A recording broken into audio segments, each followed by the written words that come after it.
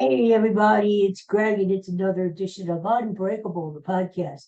It is Monday, April 15th, tax day. Tax day. And look who's here with me today. My friend and your friend Katie, the great Katie herself, is here. Hello, Katie. Well, hello, Katie. Well, hello. You're bored already, huh? It's a nice time, you got where you belong. We're the big swell. Katie, I'm Katie. All right, that's moving on. Here he is, the patron saint of this show, of this podcast, the Bud stuff. There he is. So, what are we going to talk about today? Well, I'm just talking about sports. But before we do that, it is beautiful here in Pennsylvania. It's 81 and partly cloudy, sunny. And it's going to be a beautiful next few days. It's going to feel like spring, isn't it, honey? It's beautiful here in Pennsylvania, but I hear tell up in New York City, it might start to get a little stormy. Get it? Stormy? Stormy, I like it. Yeah. Wow, that's going to be interesting, isn't it? For the foreseeable future. Oh my God. It's like a circus up there, huh? Ah, geez. Well, never a dull moment, huh? Ah, well, let's see what happens. And did you see last night they had a Billy Joel concert on TV, which is great on CBS. But CBS absolutely screwed the whole thing. First of all, the show, a lot of people thought it was live from Madison Square Garden because it was Billy Joel's 100th performance at Madison Square Garden. And he has performed there for 10 straight years, once a month, every month. Well, he is stopping that in July. And he says, enough is enough, and I'm moving on. Well, it wasn't live, it was taped Friday night. And CBS totally blew it because a lot of the songs were out of order, too many commercials, of course. It wasn't like a real live concert. It wasn't a concert. It was a TV production. The worst thing is, Billy Joel, you get to the end of the show, you want to hear Piano Man. That's his signature song, right, honey? It sure is. And right in the middle of Piano Man, they cut away to a commercial and then to the news. And that's it. That's the end of the damn concert. I mean, what the hell, right? Not only do they mess up an iconic song like Piano Man, they totally missed the encore, which is 5 more songs, including You May Be Right, just a Big Shot, just a lot of his best rock and roll songs, dude, upbeat songs. It was just a disgrace. CBS, whoever made that decision, needs to be fired.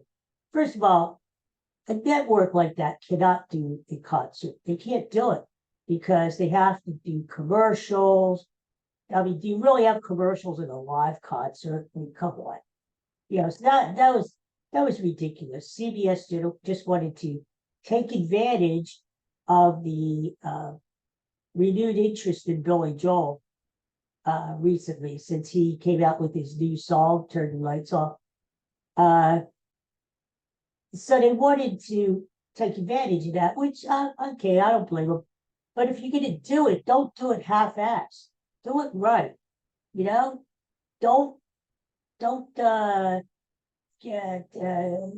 make it like not a concert. Go in the order. Stop with all the commercials. I mean, CBS, come on, and do it the right way. Don't stop the show in the middle of piano and then go to the friggin' news. That is ridiculous. And then you don't show any of the encore. It's just stupid. They were being lambasted last night on social media, rightfully so. And they should get all kinds of texts tweets, letters today in the mail. CBS just loves TV. Get it, love. Right, honey? All right. Well, that's my Billy Joel. So let's talk about sports. Well, how about these Phillies, huh? Are we surprised? Are we really surprised that they are floundering as they are to start the season? The Phillies never get off to a good start. So I'm not surprised. It would be nice if they did. Why can't all these rocket scientists in the front office and the coaches figure out why can't this team get off to a good start every single freaking year? The manager says, "Oh, we're going to do this differently in spring training. We're doing this and that." It never works.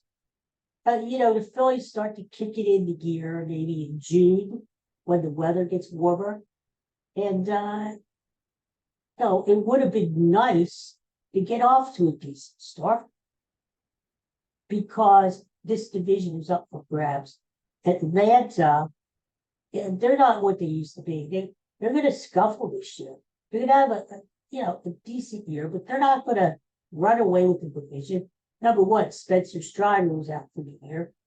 Whenever a pitcher has tightness in his forearm or pain in his elbow, it's not a good sign. Spencer Strider last week, Friday, had what they call an internal brace procedure done on his UCL in his right elbow. It wasn't Tommy John surgery, but it was close. So Strider's out for the year. Probably won't be back until early next year. The division's up for grabs. It would be nice if the Phillies kind of woke up and took control of this division. Ronald Acuna Jr., I read that he's complaining of a sore back. That's interesting, isn't it? I know he had knee problems. Now he has a sore back. Okay. The rest of the division sucks. The Mets suck. The Nationals suck. And the Florida Marlins are scuffling. So my point is that Phillies get it together. They actually have a shot to win the NL East this year. I don't know what to say. I mean, they've gotten really good pitching so far. Yesterday, Zach Wheeler goes into the sixth inning, simply implodes. Yeah, 10 strikeouts, rolling, cruising through the Pittsburgh Pirates lineup. All of a sudden, implodes. And I told you to watch out for these Pirates. They split the series with the Phillies in Philadelphia. And the Buccos always play well. They've been playing well early in the season. And there's another division. NL Central is up for grabs as well. So I wouldn't be surprised if Pittsburgh hangs in there for a while anyway in NL Central. They have a young team. They have a good team, I would say. Certainly, they're playing better than the Phillies right now. Phillies have more talent, but the Phillies just don't put it together. What I am concerned about is the lineup. Of course, Dave Dombrowski ran the same team back. And I said from the start of the year, it's not a good idea because the teams around you are getting better, they're improving, and you're running the same team back. And, people think, oh, this team won the World Series. Hello, McFly, hello. They did not win the World Series last year. They didn't even get to the World Series. So to run the same team back, to me, is sort of stupid. Now, maybe they will prove me wrong and they will catch fire. But I don't know, this lineup is flawed. Yes, they do catch fire usually later in the year and they play good ball. And they make it to the playoffs. I mean, compared to a few years ago, that's great, But my feeling is that something, I don't know. We've gone through this debate about Kyle Schwarber leading off or not leading off. I don't know. Somehow, some way, this team needs to get more consistent, to not strike out as much. And basically, the key is Bryce Harper. I mean, come on. Bryce Harper's hitting home runs, driving in runs. The team plays well. The team plays, the lineup, they hit home run, they win. They score 4 runs in a game, they win. Otherwise, they suck.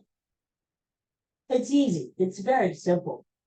Bryce Harper is not playing well. He had that one great game where he had 3 home runs, and that's about it. So I don't know. To me, it's a long season. We know the Phillies don't play well early in the season. Have patience. But I don't know. I just didn't like the idea of bringing back the same team. Sixers. Sixers are playing in the play-in game starting Wednesday.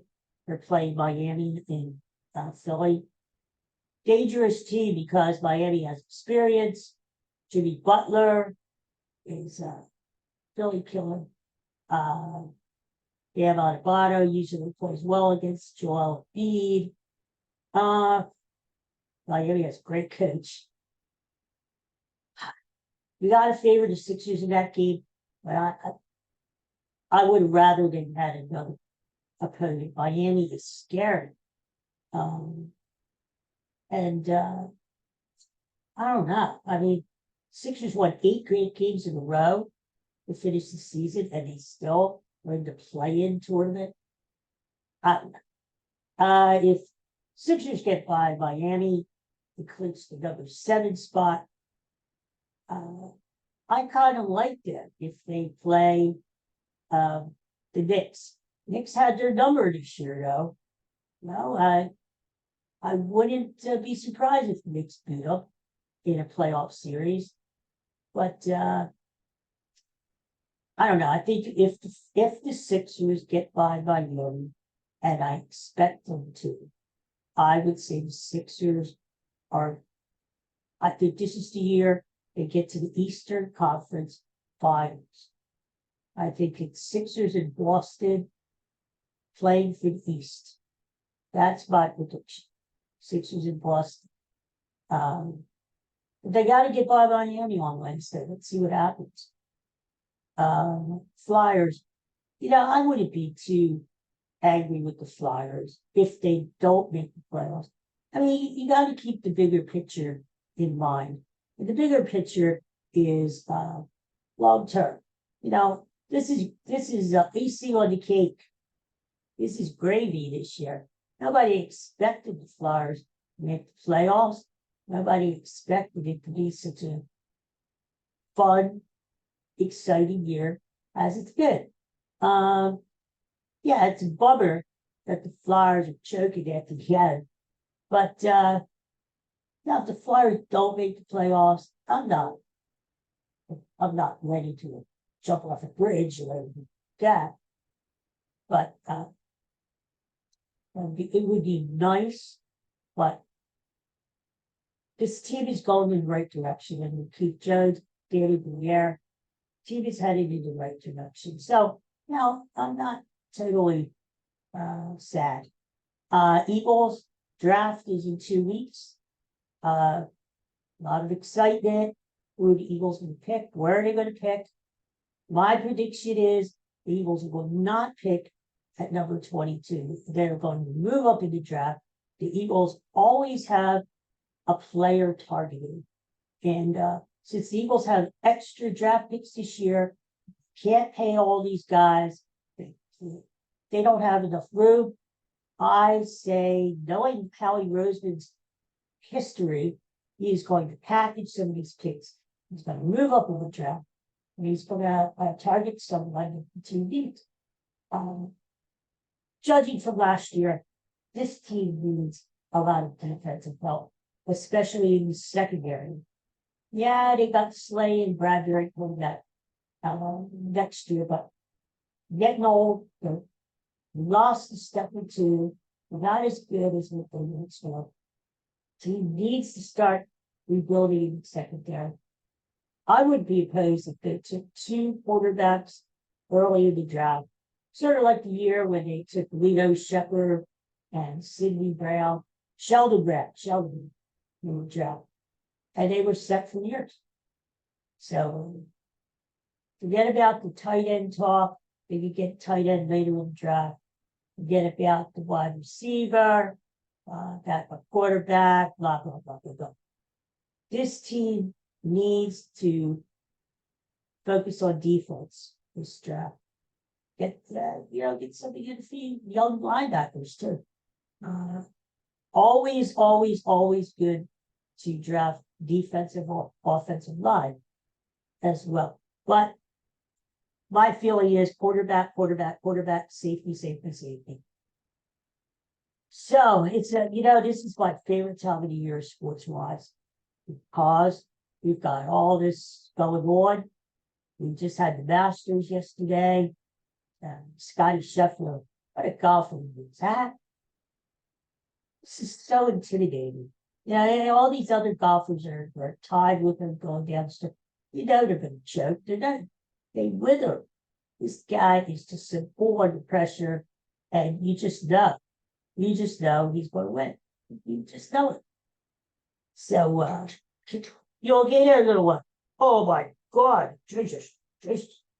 Kentucky Derby coming up Saturday, or soon, 2 weeks. 2 weeks.